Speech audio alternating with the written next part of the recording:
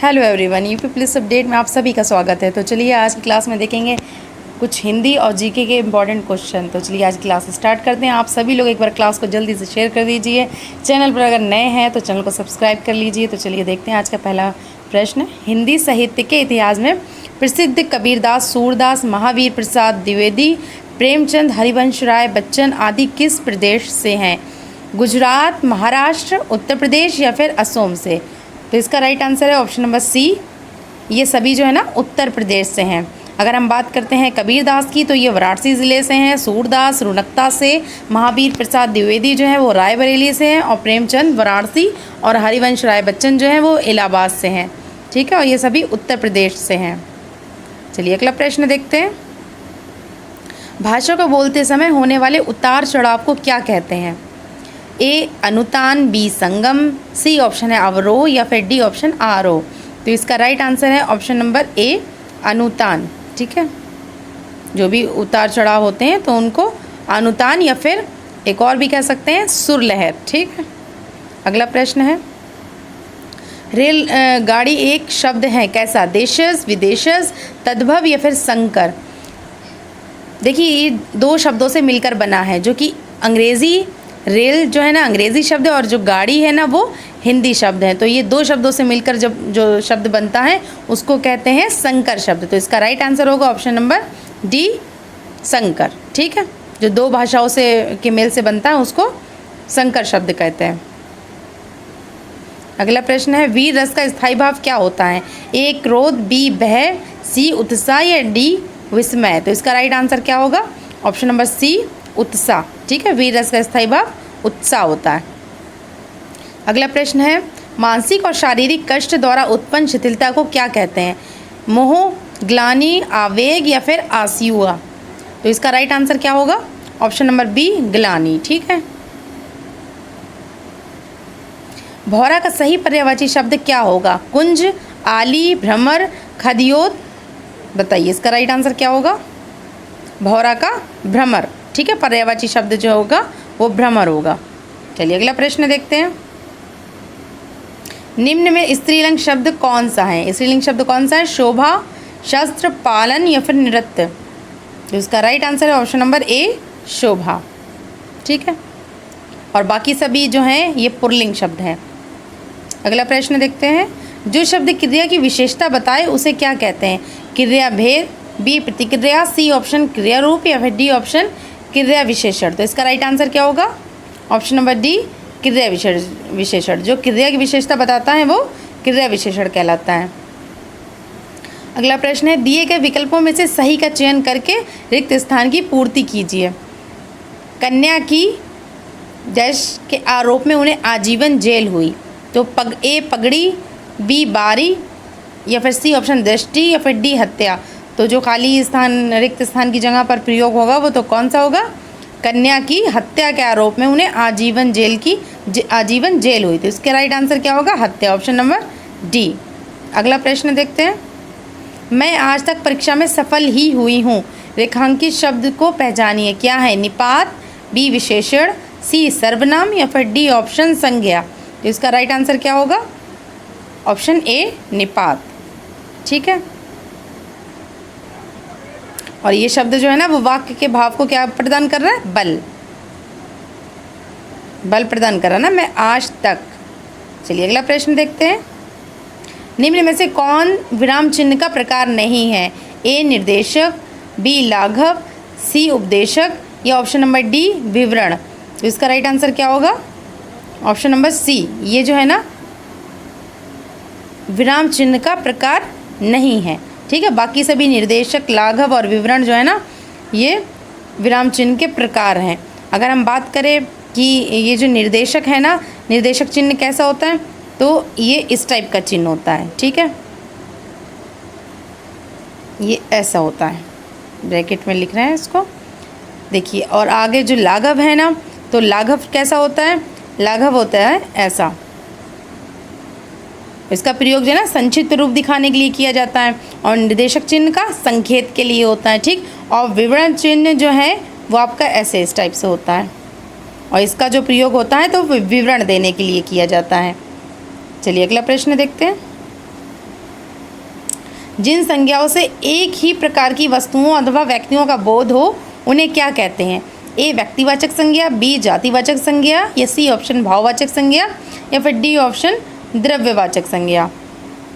तो कौन सी संज्ञा कहेंगे? इसका राइट आंसर है ऑप्शन नंबर बी जातिवाचक संज्ञा। ठीक है, अगला प्रश्न देखते हैं। लट लटकनी मनो मत मधु गन मादक मधुही पिए पंक्ति में किन वर्णों की आवर्ती के कारण अनुप्रास अलंकार हुआ है? ए ला मा सा, या बी ऑप्शन ला और माँ, या फिर सी ऑप्शन का और ना, या डी ऑप्शन ना और दा। तो इसका राइट आंसर है ऑप्शन नंबर बी ला और माँ। बार बार ला और माँ शब्द आया है। लट लटकनी, यहाँ पे भी ला है, यहाँ पे भी ला है, ये माँ है, माँ है, माँ है। ठीक है, ये भी माँ है, माँ है, इसलिए यहाँ पे अनुप्रास अलंकार हुआ है। चलिए अगला प्रश्न देखते हैं।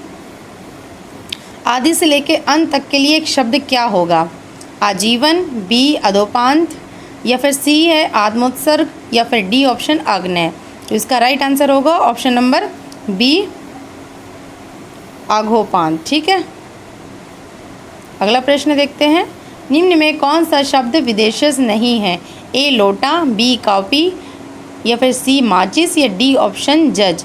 तो इसका राइट आंसर है ऑप्शन नंबर ए लोटा। ये विदेशज नहीं है, बाकी जो है देशज हैं। और ये जो है ना कॉपी, माचिस और जज, ये सभी अंग्रेज़ी भाषा के शब्द हैं। ठीक है, चलिए अगला प्रश्न देखते हैं। निम्नलिखित में से किस शब्द के उपसर्ग और प्रत्यय का एक साथ प्रयोग किया जाता है?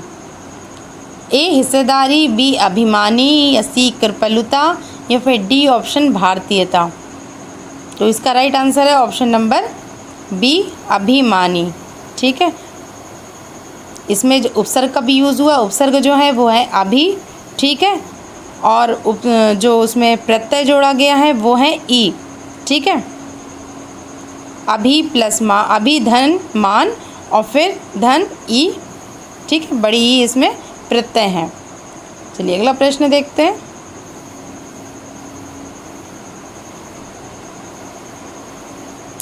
शब्द के दो रूप हैं, ध्वनि और वर्ण, बी ध्वनि और अर्थ, या सी ऑप्शन ध्वनि और वाक्य, या फिर डी ऑप्शन ध्वनि और गति। तो इसका राइट आंसर क्या होगा? इसका राइट आंसर है ऑप्शन नंबर ए ध्वनि और वर्ण। ठीक है, ध्वनि शब्द का मौखिक रूप है ध्वनि जो है ना, और वर्ण जो है ना, वर्ण शब्द का कैसा रूप है? लिखित रूप है। ठीक है, ध्वनि मौखिक है और वर्ण लिखित है। चलिए अगला प्रश्न देखते हैं।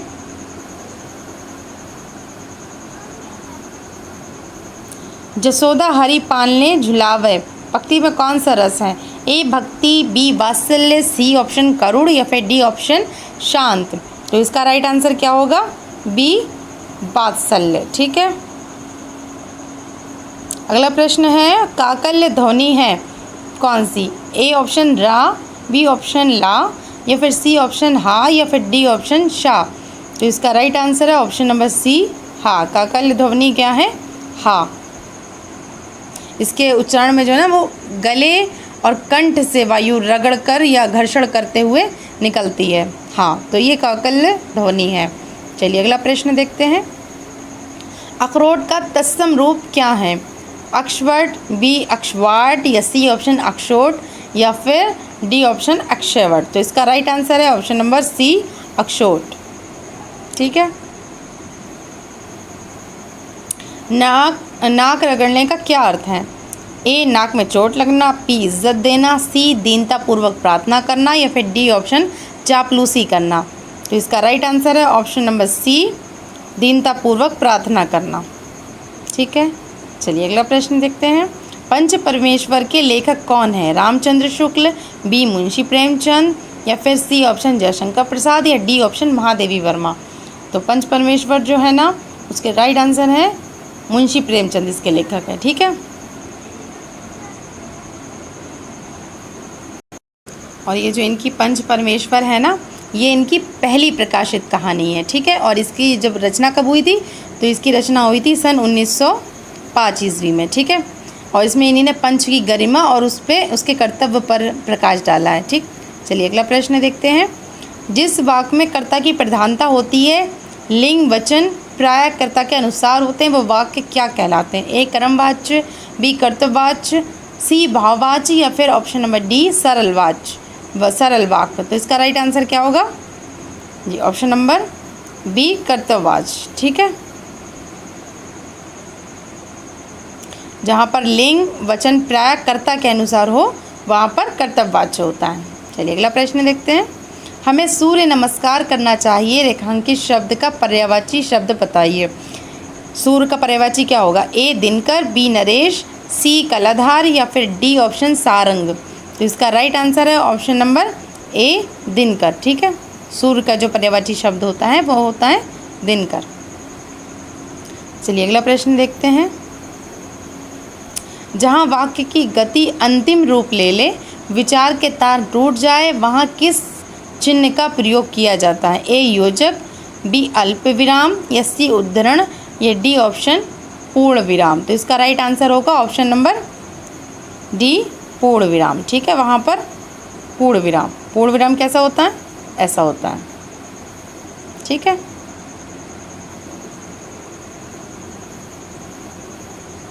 चलिए अगला देखते हैं। जो कठिनाई से मिलता है उसके लिए एक शब्द क्या होगा?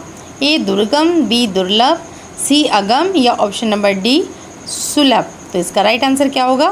जो कठिनाई से मिलता है उसको क्या कहेंगे? उसको कहेंगे दुर्लभ। तो ऑप्शन नंबर बी यहाँ पे राइट होगा। चलिए अगला देखते हैं। यदि कोई पत्र सभी संबंध कार्यालयों को प्रेषित किया जाता है तो उसे क्या कहते हैं? ए व्यक्तिगत पत्र, बी कार्यालय आदेश या ऑप्शन नंबर सी अधिसूचना या फिर ऑप्शन नंबर डी परिपत्र। तो इसका राइट आंसर है ऑप्शन नंबर डी परिपत्र।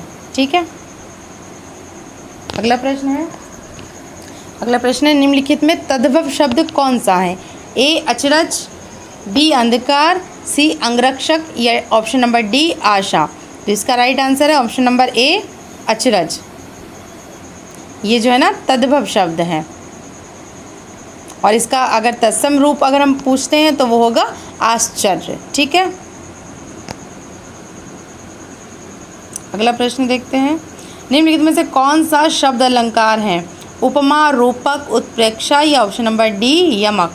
तो इसका राइट आंसर कौन सा होगा? शब्द अलंकार कौन सा है? ऑप्शन नंबर डी यमक अलंकार। ठीक है, यमक अलंकार कैसा होता है? इसमें एक शब्द एक से अधिक बार प्रयुक्त होता है। ठीक है, किंतु उसका अर्थ जो है ना हर बार अलग अलग होता है।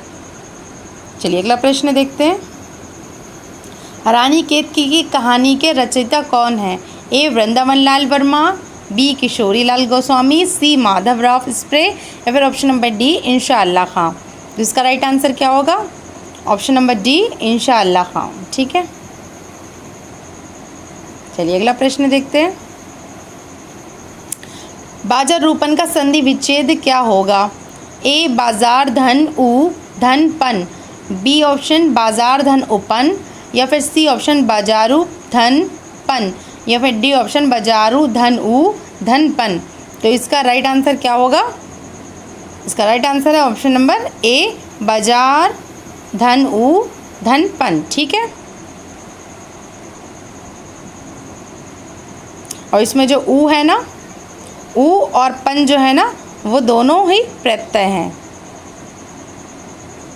चलिए अगला प्रश्न देखते हैं। निम्नलिखित मुहावरे का अर्थ क्या है? खाना ना पचने का। ठीक है, ए पेट खराब होना, मन खराब हो जाना, सी ऑप्शन है चैन न पड़ना या फिर डी ऑप्शन कब्जियत होना। तो इसका राइट आंसर होगा ऑप्शन नंबर सी चैन न पड़ना। ठीक है, चैन न पड़ना, खाना ना पचना मतलब चैन न पड़ना। जैसे किसी की बुराई किए बिना खाना नहीं पचता है। चलिए अगला प्रश्न देखते हैं। लंबोदर में कौन सा समास पाया जाता है? ठीक है, ऑप्शन नंबर ए बहुव्रीहि समास, बी द्विगु समास, सी द्वंद्व समास या ऑप्शन नंबर डी कर्मधारय समास। तो इसका राइट आंसर होगा ऑप्शन नंबर ए बहुव्रीहि समास। ठीक है, लंबा है उधर जिसका अर्थात गणेश, यानी जिसके दोनों पद लंबा और उधर यहाँ पे आ रहा है ना, तो लंबा उधर जो है ना, ये दोनों पद जिसके प्रधान ना हो, अर्थात जिसका तीसरा अर्थ जो हो वो प्रधान हो, वहाँ पर कौन सा समास होता है? वहाँ पर बहुव्रीहि समास होता है। चलिए अगला प्रश्न देखते हैं। मलिक मोहम्मद जायसी ने पद्मावत महाकाव्य की रचना किस भाषा या बोली में की थी? ए अवधी, बी मैथिली, या सी है छत्तीसगढ़ी, या ऑप्शन नंबर डी मगधी। तो इसका राइट आंसर क्या होगा? ऑप्शन नंबर ए अवधी। ठीक है, जो मलिक मोहम्मद जायसी ने पद्मावत की महाकाव्य की जो भी रचना की है वो किस भाषा में की है? वो अवधी बोली में की थी। ठीक है, और अवधी जो है ना वो पूर्वी हिंदी की बोली है। इस पर यह भी क्वेश्चन बन सकता है ना कि ये कहाँ की बोली है, तो ये पूर्वी हिंदी की बोली है। चलिए अगला प्रश्न देखते हैं। सिद्धार्थ ने अपना घर क्यों त्याग दिया? ए ईश्वर आराधना के लिए, बी संन्यास ग्रहण करने के लिए, या ऑप्शन नंबर सी मानवता के सुख के लिए, या ऑप्शन नंबर डी राजनीतिक मुक्ति के लिए। तो इसका राइट आंसर होगा, इसका राइट आंसर है ऑप्शन नंबर सी मानवता के सुख के लिए। ठीक है, अगला प्रश्न देखते हैं। हरि गीत का जो है छंद में यति कितनी मात्राओं पर होती है? ए ऑप्शन 14-14 पर, बी 16-12 पर, या फिर सी ऑप्शन 18 और 10 पर, या डी ऑप्शन 12 और 16 पर। तो इसका राइट आंसर है ऑप्शन नंबर बी 16 और 12 पर। ठीक है, 16 और 12 मात्रा पर जो है ना यति होती है, और ये कैसा छंद है? ये मात्रिक छंद है। ठीक है, चलिए अगला प्रश्न देखते हैं। निम्नलिखित वाक्य में रेखांकित किए हुए भाग में कौन सा पदबंध है? मेरे गांव के चारों ओर जंगल ही जंगल हैं। तो इसमें जो रेखांकित शब्द है वो कौन सा पदबंध है? ए क्रिया विशेषण, बी सर्वनाम, या ऑप्शन नंबर सी विशेषण, या ऑप्शन नंबर डी क्रिया। तो इसका राइट आंसर क्या होगा? ऑप्शन नंबर ए क्रिया विशेषण। ठीक है, चलिए अगला प्रश्न देखते हैं। निम्न में प्रेरणार्थक क्रिया कौन सी? ए चलना, बी जागना, सी ऑप्शन पढ़ना, या ऑप्शन नंबर डी बदलना। तो इसका राइट आंसर होगा ऑप्शन नंबर बी जगाना। चलिए अगला प्रश्न देखते हैं। संगम शब्द का संधि विच्छेद करने पर जो उपसर्ग के रूप में प्राप्त होगा वो क्या होगा? ए सन, बी सम, सी सम, या फिर ऑप्शन नंबर डी सन। तो इसका राइट आंसर क्या होगा? ऑप्शन नंबर सी सम। ठीक है, ये जो शब्दांश है ना उपसर्ग के रूप में प्राप्त होगा।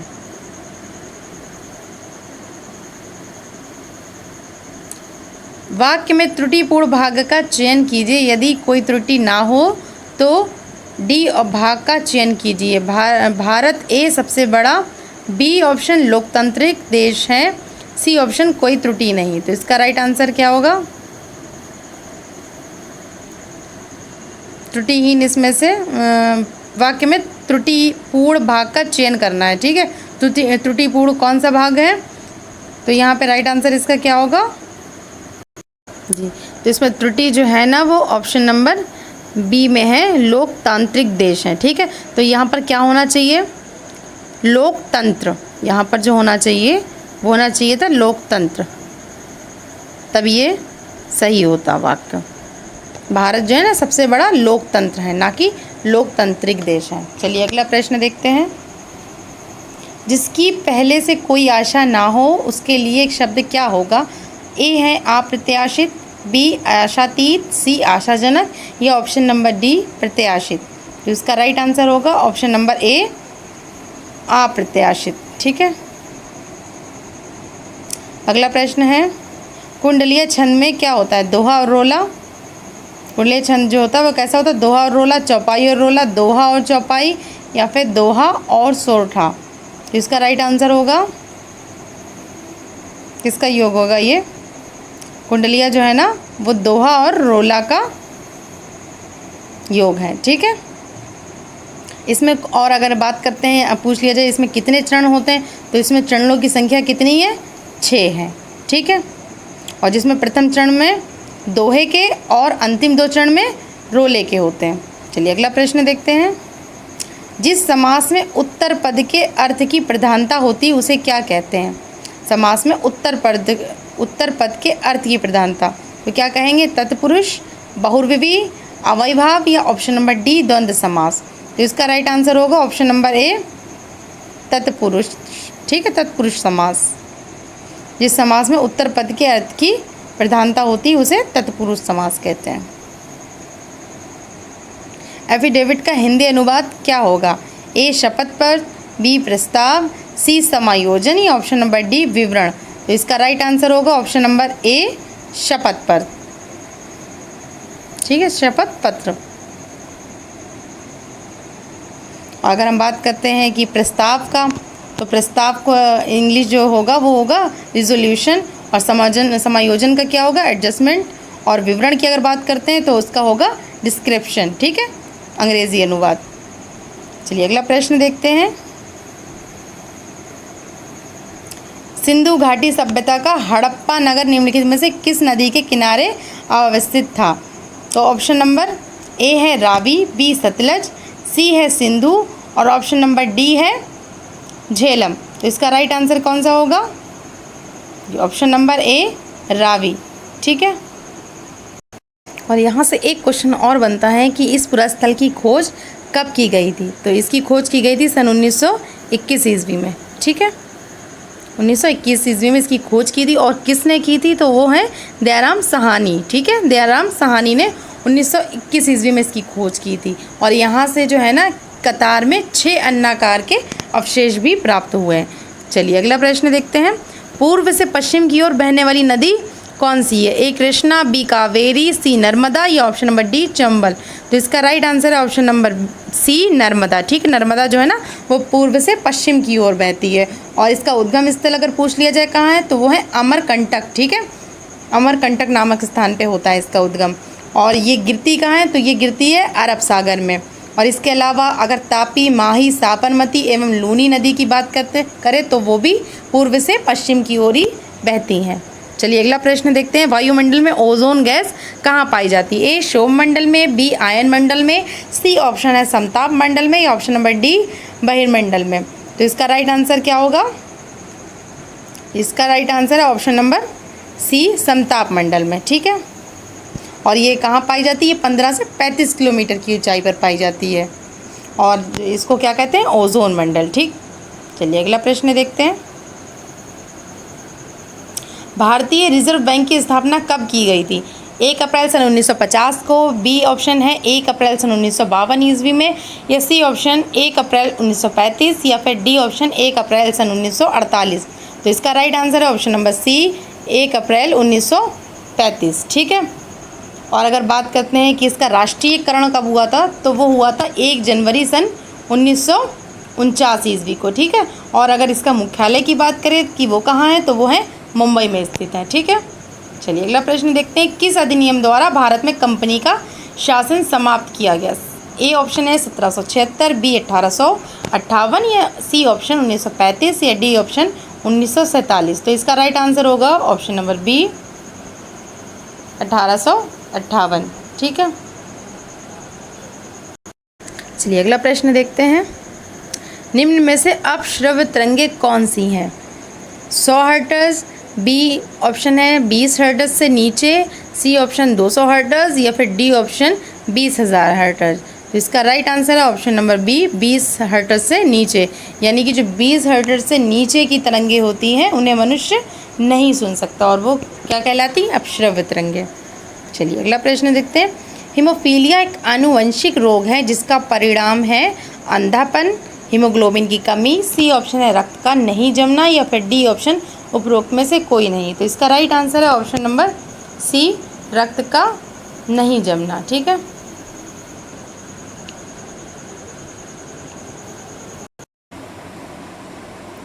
अगला प्रश्न है। भारत की कौन सी पर्वत श्रृंखला जो है ना वो सबसे प्राचीन है? A Himalaya, B Nilgiri, C option है अरावली या डी ऑप्शन सतपुड़ा। तो सबसे जो प्राचीन है ना वो ऑप्शन नंबर सी अरावली है। ठीक है, ये सबसे प्राचीन और मोड़दार पर्वत श्रेणी है। ठीक है, अगला प्रश्न देखते हैं। उत्तर प्रदेश के प्रथम लोकायुक्त कौन थे? ए विशंभर दयाल, बी राजेश्वर सिंह या सी ऑप्शन NK मेहरोत्रा या डी ऑप्शन सुधीर चंद्र वर्मा। तो इसका राइट आंसर है option number A Vishambar Dayal. अगला प्रश्न है पृथ्वी का सबसे निकटतम ग्रह निम्नलिखित में से कौन सा है? ए ऑप्शन है यम, बी मंगल, सी ऑप्शन शुक्र या फिर डी ऑप्शन बुध। तो इसका राइट आंसर है ऑप्शन नंबर सी शुक्र। ठीक है, ये जो है ना पृथ्वी के सबसे निकट भी है, सबसे चमकीला ग्रह भी इसे कहते हैं। ठीक है, और ये पृथ्वी की एक और नाम से जानी जाती है, पृथ्वी की बहन। ठीक है, भोर भी कहते हैं इसे और एवं संध्या का तारा भी कहते हैं। ठीक है, पृथ्वी की बहन, भोर और संध्या का तारा। और इसका कोई भी प्राकृतिक उपग्रह नहीं है। अगला प्रश्न देखते हैं। वर्ष 2011 की जनगणना के अनुसार भारत का निम्नतम जनसंख्या घनत्व वाला राज्य कौन सा है? ए मिजोरम, बी अरुणाचल प्रदेश, सी सिक्किम या फिर डी ऑप्शन गोवा। तो इसका राइट आंसर है ऑप्शन नंबर,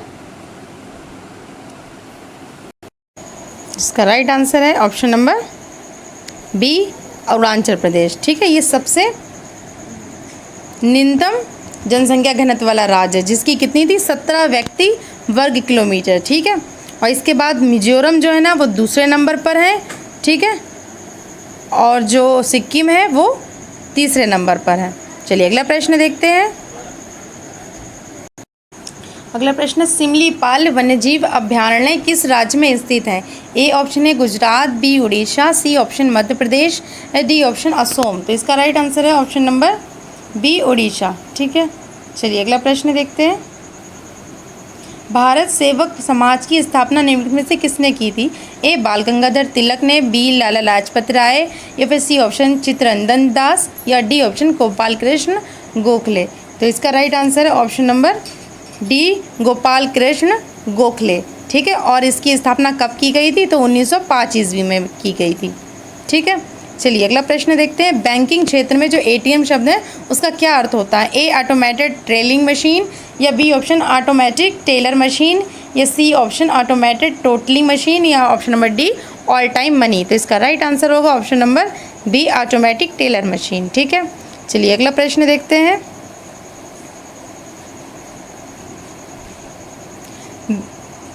खगोलीय एकक है सूर्य से पृथ्वी की न्यूनतम दूरी या ऑप्शन नंबर बी सूर्य से पृथ्वी तक की अधिकतम दूरी या सी ऑप्शन है सूर्य की सतह से पृथ्वी के केंद्र तक की माध्य दूरी या फिर उपरोक्त में से कोई नहीं। तो इसका राइट आंसर है ऑप्शन नंबर सी सूर्य की सतह से पृथ्वी केंद्र तक की मध्य दूरी। ठीक है, चलिए अगला प्रश्न देखते हैं।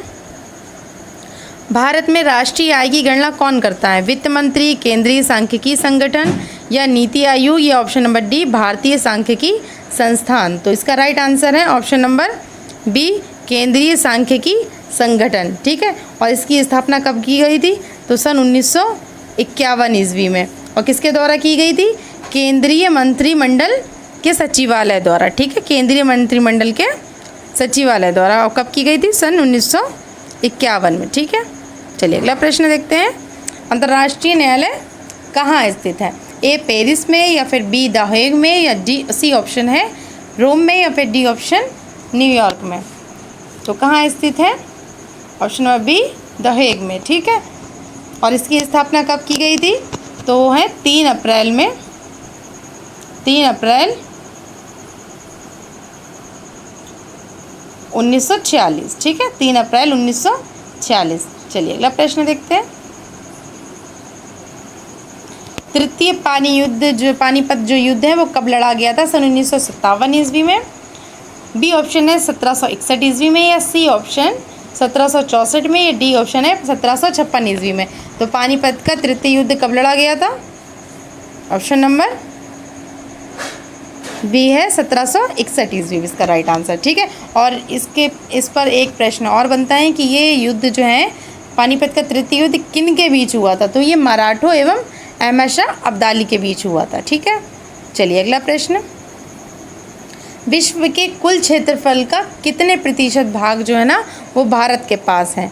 तो ऑप्शन नंबर ए है 10.4%। ठीक है, बी ऑप्शन जो है वो है आपका 19.1% या फिर सी ऑप्शन जो है ना वो है 2.42% या फिर डी ऑप्शन 17.5%। तो इसका राइट आंसर क्या होगा? Option number C 2.42%। ठीक है, और ये जो है ना भारत जो है ना वो 7वां सातवां सबसे बड़ा देश है। चलिए अगला प्रश्न देखते हैं। विजयवाड़ा किस नदी के किनारे बसा है? ए तुंगभद्रा, बी कृष्णा, सी गोदावरी या ऑप्शन नंबर डी कावेरी। तो इसका राइट आंसर है ऑप्शन नंबर ए तुंगभद्रा। ठीक है, विजयवाड़ा जो है ना वो तुंगभद्रा नदी के किनारे बसा है।